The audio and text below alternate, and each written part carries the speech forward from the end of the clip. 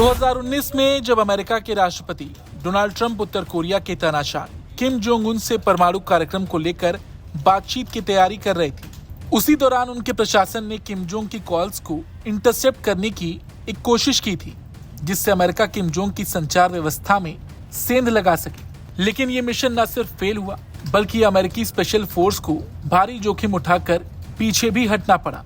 New York times की एक report के मुताबिक ट्रंप की मंजूरी के बाद नेवी सील टीम 6 को उत्तर कोरिया के तट पर भेजा गया था। मिशन का मकसद था किम जोंग के संचार सिस्टम को इंटरसेप्ट करने वाला एक इलेक्ट्रॉनिक डिवाइस लगाना। महीनों की प्लानिंग के बाद मिशन शुरू हुआ, लेकिन कुछ गलत फैसलों और तकनीकी दिक्कतों की वजह से ये ऑपरेशन नाकामी में बदल गया। न्यूयॉर्क टाइम्स में छपी रिपोर्ट के मुताबिक इस मिशन में सील कमांडो 2 छोटी मिनी सबमरीन के जरिए उत्तर कोरियाई तट के पास पहुंचे, लेकिन वहां पहुंचने के साथ साथ उनसे एक बड़ी गलती हुई। एक मिनी सबमरीन तय जगह से आगे निकल गई और उसे वापस लौटना पड़ा। इससे टाइमिंग और तालमेल बिगड़ गया। दूसरी बड़ी परेशानी थी कमजोर सर्विलांस। मिशन के दौरान ना तो ड्रोन फीड मिल रही थी, न ही नजदीकी हवाई मदद। सब कुछ सैटेलाइट इमेज पर निर्भर था, जिसकी गुणवत्ता सीमित थी। सील कमांडोज को बिना ज्यादा जानकारी के ब्लाइंड जोन में आगे बढ़ना पड़ा।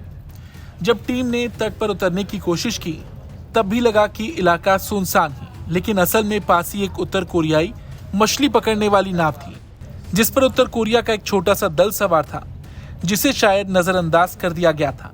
क्रू द्वारा पहने गए वेटसूट के कारण वो नाव सील द्वारा इस्तेमाल किए जा रहे नाइट विजन उपकरण से आसानी से दिखाई नहीं दी। ये गलत आकलन बेहद निर्णायक साबित हुआ।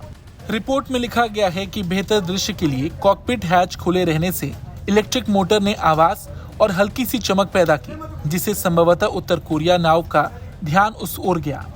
इसके बाद वो नाव नजदीक आने लगी और उसका दल टॉर्च की रोशनी से सतह को टटोलने लगा। घटनाओं की इस कड़ी में तट पर मौजूद सील की नजर से देखा जाए तो वो नाव मिनी सब्स को खोज निकालने के लिए बेहद खतरनाक ढंग से करीब पहुंच चुकी थी। इस घटना ने मिशन को तुरंत रद्द करने के लिए मजबूर कर दिया। नियम के अनुसार यदि इस तरह की कोई स्थिति आती तो तुरंत पीछे हटना जरूरी था। इस दौरान सुरक्षा बलों द्वारा पकड़े जाने की संभावना अत्यधिक बढ़ गई थी।